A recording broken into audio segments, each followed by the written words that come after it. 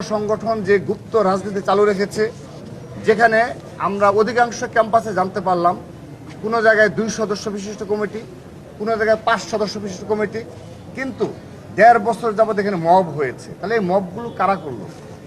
তো তারা সাধারণ শিক্ষার্থীর নামে এই মবগুলো করেছে এবং সেখানে ঐক্যবদ্ধভাবে 15 থেকে 20 জনের একটা ঐক্যবদ্ধ গ্রুপ এই মবগুলো করেছে এবং নানাবিধভাবে ছাত্রদলকে হেনস্থা করা, তারা যেন ক্যাম্পাস থেকে বিতাড়িত হয় কিংবা সাধারণ রিয়েল যারা জেনারেল স্টুডেন্ট তাদের সাথে যেন একটা বিভেদ তৈরি হয়, সে ধরনের কাজের জন্য যা করার প্রয়োজন সে ধরনের মব এবং পরিস্থিতি ক্রিয়েট করা হয়েছে ক্যাম্পাসগুলোতে।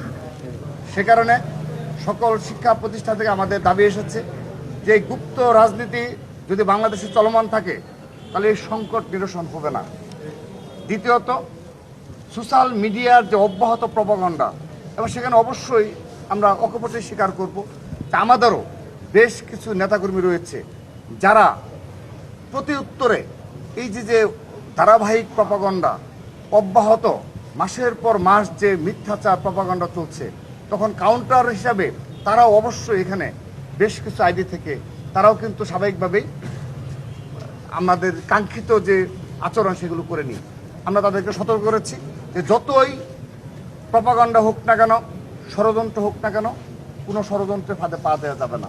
তো আমরা এইটিও আজকে নির্দেশনা দিয়েছি, কিন্তু আমাদের আজকের এই সাংগঠনিক সভায় এই বিষয়টি উঠে এসেছে যে সোশ্যাল মিডিয়ায় যেন এই ধরনের গুপ্ত সদস্যদের তৎপরতা বন্ধ করা হয়, সেজন্য ব্যবস্থা নিতে হবে। তা না হলে এই ধরনের ভুয়া ফটোকার্ড শতবার ছড়িয়ে দিয়ে পরিকল্পিতভাবে বাংলাদেশকে এবং ক্যাম্পাসকে অস্থিতিশীল করা হবে বলে তারা শঙ্কিত সন্দেহ প্রকাশ করেছে।